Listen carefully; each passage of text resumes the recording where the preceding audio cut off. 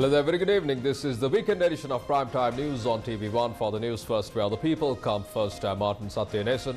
Let's start off with a look at your headlines for this evening.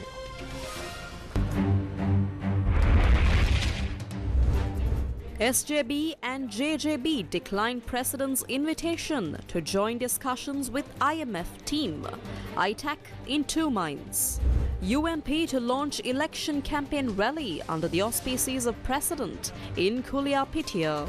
Decision on Ranil SLPP alliance for upcoming election to be decided in next meeting, says SM Chandrasena.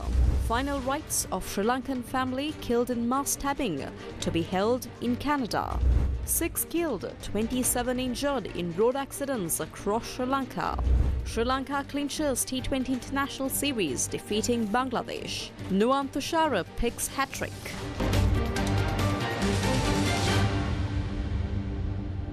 On to those stories in detail. Sri Lanka clinched the T20 International Series against the host Bangladesh 2-1 after a Kusal Mendes batting masterclass was replicated in the bowling department, this time by Nuwan Thushara with his first hat-trick in T20 Internationals.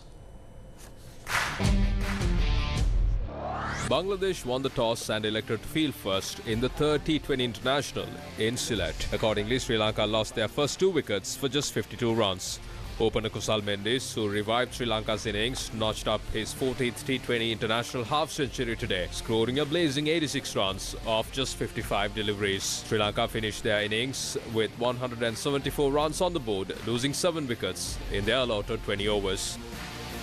Flick on to get rid of Dasun Shanaka in the last delivery of the innings. Chasing a target of 175 runs, Bangladesh lost their first wicket for just 13 runs. It's floating, there's the fielder coming around and taking the catch. He got a little... Nuwan Thushara then ripped through the Bangladesh batting order, taking 5 wickets for just 20 runs.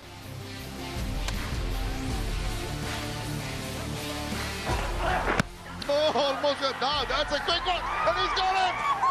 That is the hat-trick from Nuwan Thushara. Incredible bowling here. Captain Wanindu Hasaranga chipped in with 2 wickets for 32 runs. Rishabh Hussein's quick-fire 53 that included 7 sixers was not enough for the Bangladeshis, as they managed to score only 146 runs in 20 overs. Today, Sri Lanka clinched their first T20 series win in Bangladesh since 2018. Up on the top, Sri Lanka winning by 28 runs and deserve the trophy. The winners here. The Samagijana Balavagia says the party will not participate in the discussion with the representatives of the International Monetary Fund scheduled for Monday.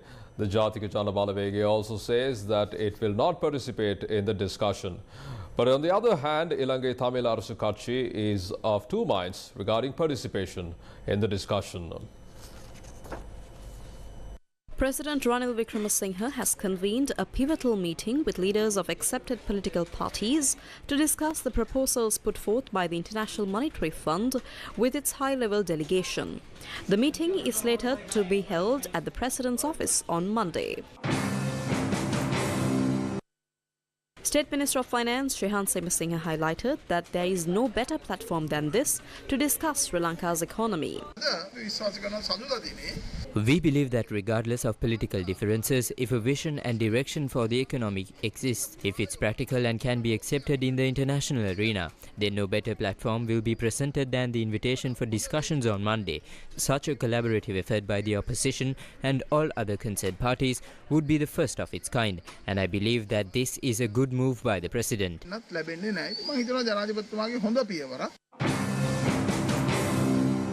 Samagijana Balavagia national organizer Thissa Tanaika said majority of the SJB is of the stance that it is not appropriate to join the discussions with the IMF team. මේ මොහොතේ එවැනි සාකච්ඡාවකට අපි යා යුත්තේ ඇයි කියන කාරණේ. Why are we being invited to this discussion at this particular time? Was the invitation made with a good intention? If the president made the invitation with the intention of getting everyone involved, then there's nothing wrong with it. But our concern is if all of us get involved and it affects the people, how can we take up the responsibility for it? Just like last time, the International Monetary Fund officials could meet the opposition leader separately again this time.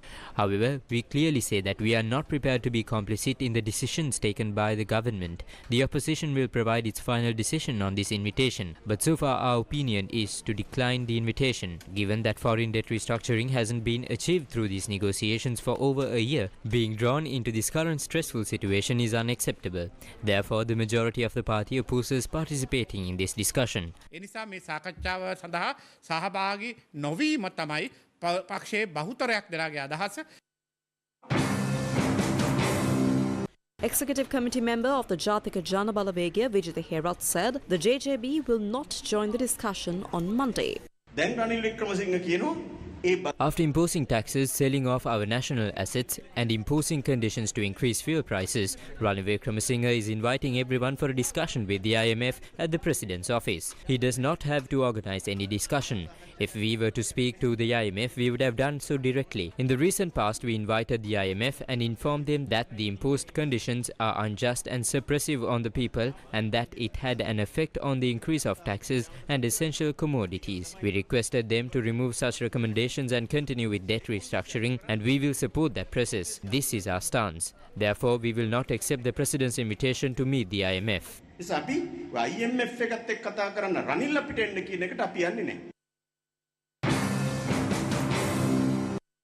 Ilangai Tamil Arasa Katchi MP S. Sridharan said that he received an invitation to participate in the discussion. But he said that he informed the President's media division that the leader of the Tamil National Alliance, R. Sambandhan, should make the decision about participating in the discussion. S. Sridharan said he will not join the discussion. ITAC MP M. A. Sumaviran said he will participate in the discussion held on Monday.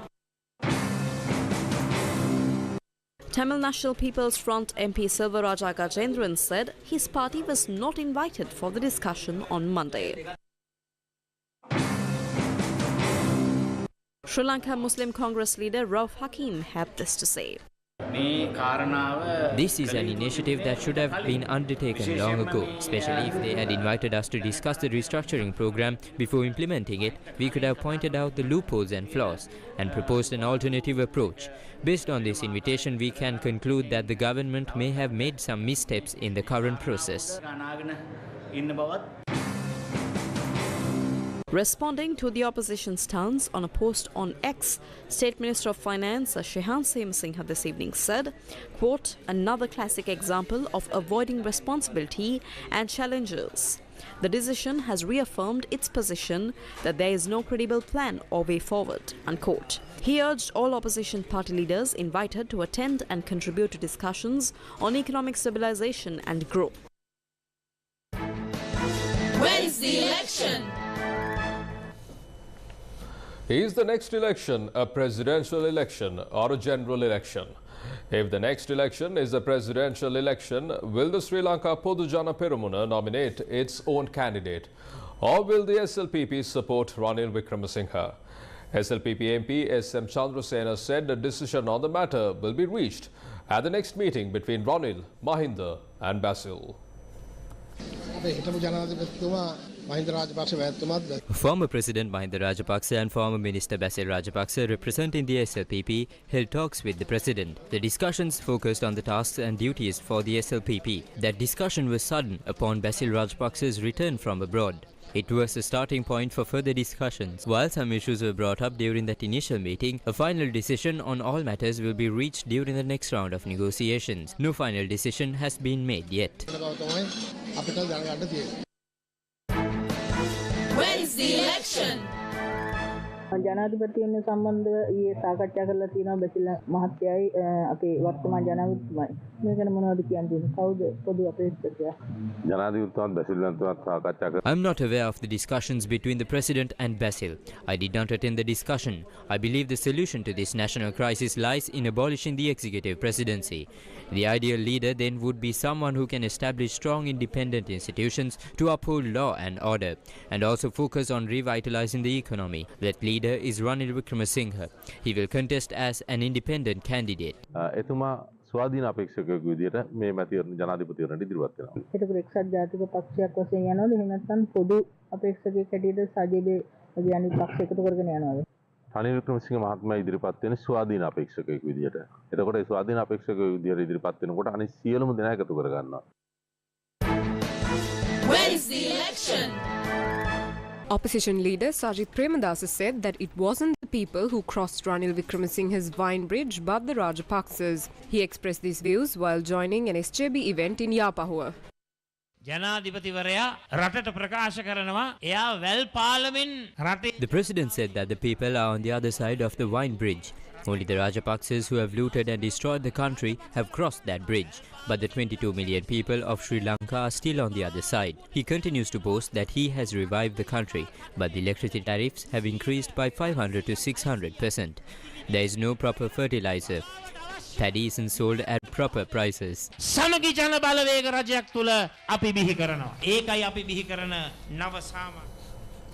Deputy Leader of the United National Party, Akhila Viraj Karyavasam, said that the first public rally of the United National Party aimed at the upcoming elections will kick off tomorrow in Kuliapitiya under the auspices of President Ranil Wickremesinghe.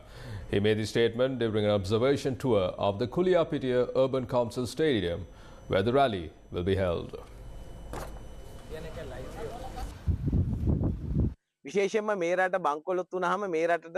Even when faced with bankruptcy, monarchy and a leadership crisis, the sitting president accepted the challenge by taking up this challenge, gradually moving forward, solving these problems and building a better future for the people of this country. United National Party will kick off our campaign. Therefore, the president has decided to launch the campaign starting from Kuliapitiya.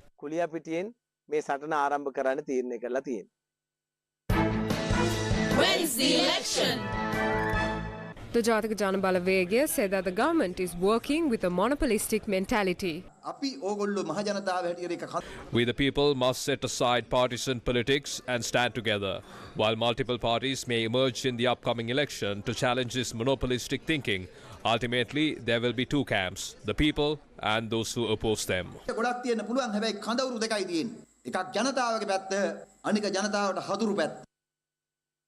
Representative of the Freedom People's Congress, Dilan Pereira, says that the situation has arisen where all opposition forces must unite. He expressed these views at a felicitation ceremony in Bibile to commemorate 35 years of parliamentary life and 43 years of political life for the General Secretary of the SJB, Ranjit Madum Bandara.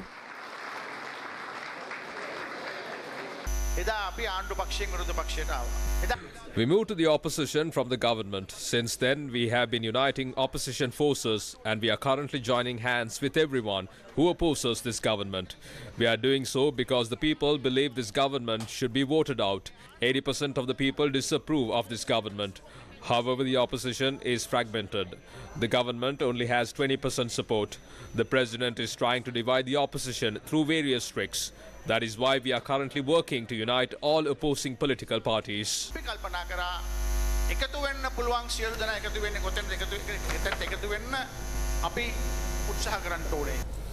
Arrangements have been made to hold the final rites of the 6 Sri Lankans who were killed in Ottawa in Canada. Resident monk of the Hilda Jayavardhanarama Buddhist Monastery and of the Buddhist Congress of Canada, Venerable Mahagama Sunitha Thera said the final rites will be held with the support of the temple and the Sri Lankan community in Canada. The temple will make funeral arrangements according to religious rites on the request and advice of the family members. However, the Canadian police have not yet released the bodies of the deceased as investigations continue. 5 members of Danushka Wickremesinghe's family were killed at their home in Ottawa.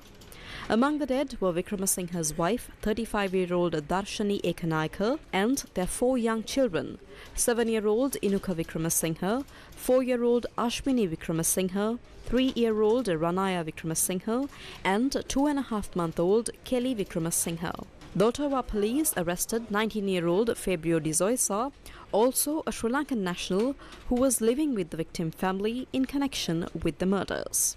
Foreign media reported that Vikramasinghe is currently receiving treatment for the serious but non-life-threatening damage to his hands and face. A friend of Vikramasinghe visited him in hospital. One of the things that he said really touched me. He said, you know what, he's a 19-year-old kid. You can see that he thought about that side, the accused side too, that we should have compassion to even think like that. Meanwhile, foreign media also reported that a candlelight vigil was held in remembrance of the 6 people who were killed in the incident. A lot of tears, a lot of questions on how do we start these conversations with the students as they come in. The landlord of the Ottawa townhouse, where the family of Danushka Vikramasinghe, whose family was killed in a mass stabbing, lived, said he had no idea anyone other than the couple and their kids were living at the home. Harpreet Chabra spoke to the Canadian press from Mexico the day after learning what had transpired in the house. He said the family had been leasing from him since last June or July. I was shocked. I don't know how to put this in words, like you're never prepared for these kind of calls. The aunt of suspect Fabio De Zoisa, who is her brother's eldest son, told Canadian media that he lived in her house when he arrived in Canada 2 years ago. She said that he was a very quiet, young man and a good person. De Zoisa first met Vikramasinghe at his university. She said that he had changed after he moved into Vikramasinghe's house. He stopped contacting with us. He blocked us, our phone numbers. Social media, everything was blocked. We were blocked from his life. Meanwhile, Sri Lanka's Consulate General in Toronto issued a warning to parents on Friday on Facebook to pay more attention to their children during their transition and integration into the new societal and psychological environment in foreign countries. The social media accounts of De Zoisa have been scrubbed, including his YouTube account, where he was known for posting videos of video games. Spokesperson for Google, which owns YouTube, said, following the tragic attack in Ottawa, our trust and safety team identified and terminated a YouTube channel associated with the suspect in accordance with the Creator Responsibility Guidelines, adding that all YouTubers must follow the site's community guidelines, and if a user's off-platform behavior harms the YouTube community, they may take action. Suspect Fabio De Zoisa will appear in court once again on the 14th of March. During the past 24-hour window, 6 people have died while 27 people have been injured due to motor accidents. These accidents were reported from Mihintale, Miriswatha and Mathale. 3 people died and 2 others were injured in a cab collision that happened in Rambaeva, Mihintale. The accident was reported around 1:30 this morning while they were walking home after a musical show. The deceased were aged 19, 21 and 14. They were residents of Rambaeva. The other 2 seriously injured in the accident are young women. Both of them were admitted to the Rambaeva Divisional Hospital and then transferred to the Anuradhapura Teaching Hospital for further treatment. Hospital sources said they are in serious condition. The cab driver had fled the scene following the incident. The cab was found near a roofing sheet manufacturing factory in the Jaffna Junction in Anuradhapura at about 9 a.m. today and was arrested along with 3 suspects by the officers of the Motor Traffic Department of the Anuradhapura Police Headquarters. Police said the young person who drove the cab was 17 years of age and did not have a driver's license. And another accident was reported last night at the Miriswatha junction along the Colombo-Avisawala road. A father and son died in the accident.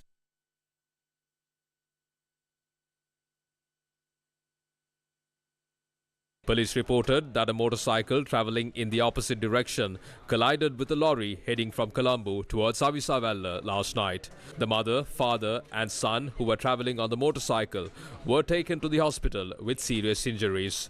The 43-year-old father and 8-year-old son succumbed to their injuries. They met with the accident after visiting a relative's house in Nuria and were returning to Kosgama. The seriously injured mother was admitted to the Avisavella hospital and then transferred to National Hospital in Colombo. 25 people were injured in a bus accident that occurred in the Kaudupalla in Mahavela Matale along the A9 road. The bus plying from Matale to Andavala veered off the road and collided with a nearby tree.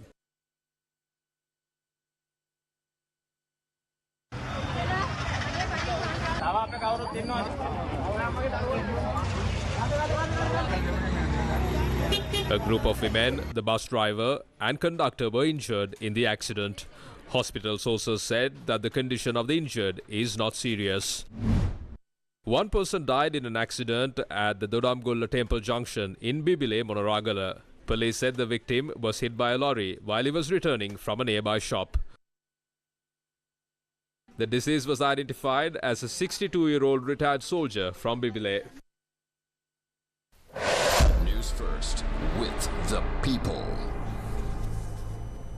Minister of Agriculture Mahinda Amaraveera said the government will begin purchasing paddy from Monday. I hope to start the purchasing process very soon. We plan to begin purchasing paddy from Hambantota as early as Monday. The Finance Ministry Secretary is working to deal with mill owners. He allocated 9 billion rupees for them to purchase paddy. However, we, the government, have not yet received assistance for a program to facilitate this. We hope to receive the financial assistance next week or so. Regardless of whether it arrives, we will begin work using our available funds. The All Ceylon Agrarian Federation held a media briefing and explained the situation faced by the farming community. Minister Amaraveera has made many such statements in the past. Therefore, the people and farmers of the country cannot be fooled by these media spectacles. Today, not a single grain of rice is being purchased in this area. We are left helpless. Water for the next season will be released on the 20th of March. Farmers now have a tight window to plough their fields within the next few days. However, basic preparations require funding, and to secure this money, they may be forced to sell their paddy at low prices, further squeezing their already tight margins. Newsfirst with the people. Capital Maharaja Group, together with Eva Sanitary Napkins by ICL Brands Private Limited, hosted a dynamic event at the CMG head office to celebrate International Women's Day. The session celebrated the achievements and contributions of women while promoting empowerment and inclusivity in the workplace. The Capital Maharaja Group Wellness team organized a series of engaging activities today to celebrate International Women's Day. Keynote speaker Dr. Manoj Fernando from the University of Rajarata delivered a speech focused on enhancing the well-being of Sri Lankan women, emphasizing the importance of overcoming challenges and fostering inclusivity. So gender equality in the workplace is not only a matter of social justice, but also an essential factor for economic growth and development. So when women have equal access to employment opportunities, education and resources, economies become more productive and resilient. Promoting gender inclusivity in the workplace is essential for creating an environment where all employees feel valued, respected and empowered to contribute their best work. A panel discussion moderated by CMG Secretary Sonali Vanigabaduge further explored the theme of breaking gender stereotypes. Panelists, including Dr. Manoj Fernando, attorney Bhavani Fonseca, and Tamara Bernard, shared valuable insights on challenging societal norms and building a more inclusive society. The event also featured an interactive workshop on personal financial management led by Group Finance Director of CMG, Ashini Mudalage, as well as a self-defense class. These sessions aim to equip women with essential skills for personal and professional growth. The session saw enthusiastic participation from employees across the group subsidiaries, underlining the importance of collective efforts in advancing gender equality and women's empowerment.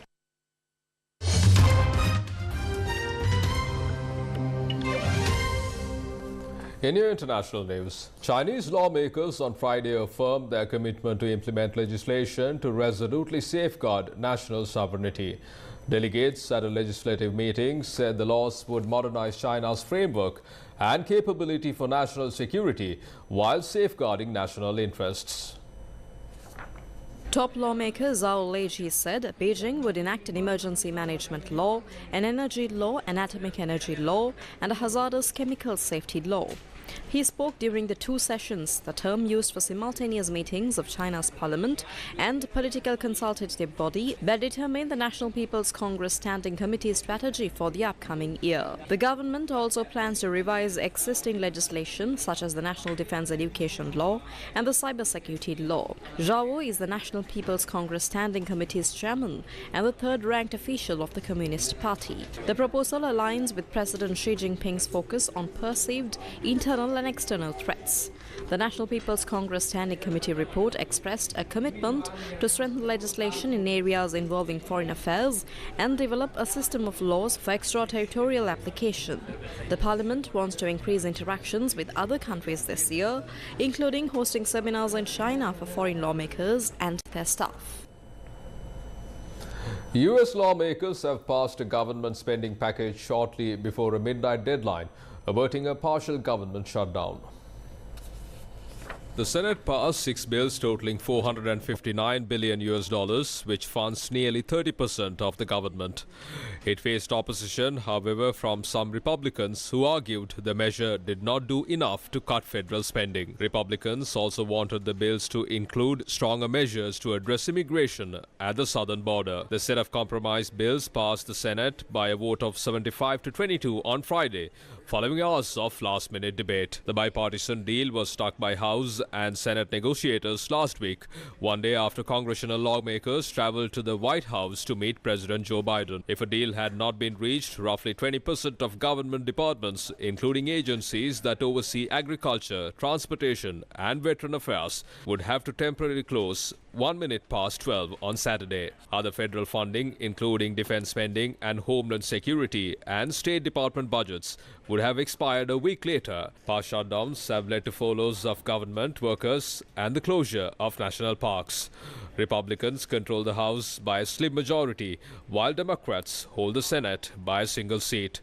Spending bills to keep the U.S. government open require buy-in from both parties in order to advance through both chambers to the president's desk for signature. There have been 10 U.S. government shutdowns or partial shutdowns over the past 4 decades.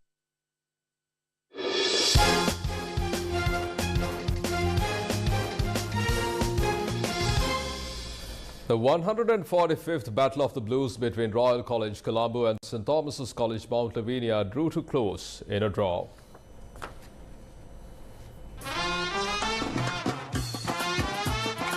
Royal College captain Sinead Jayawardene, having won the toss, elected to bowl first.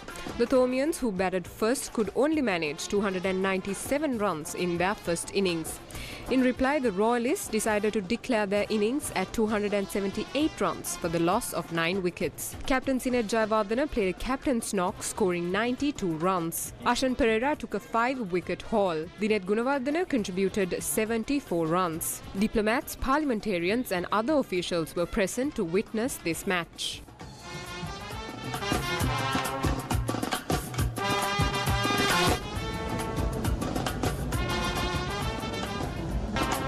The match was halted in the second innings when the Thomians had scored 229 runs for the loss of 4 wickets. Royal College Colombo, champions of the 144th Battle of the Blues, had the opportunity to retain the DS Sena Nayaka Memorial Shield at Reed Avenue for yet another year. The Police Sports Club clinched the Clifford Cup knockout rugby tournament after 33 years, beating Havelock Sports Club today. The finals of the 2024 Clifford Cup knockout rugby tournament was played at the racecourse in Colombo today. The Cops, who led 5-0 at half-time, added another 14 points during the second half. Havies were able to score 12 points during the second half. The Cops scored a total of 19 points, which comprised 3 tries and 2 successful conversions.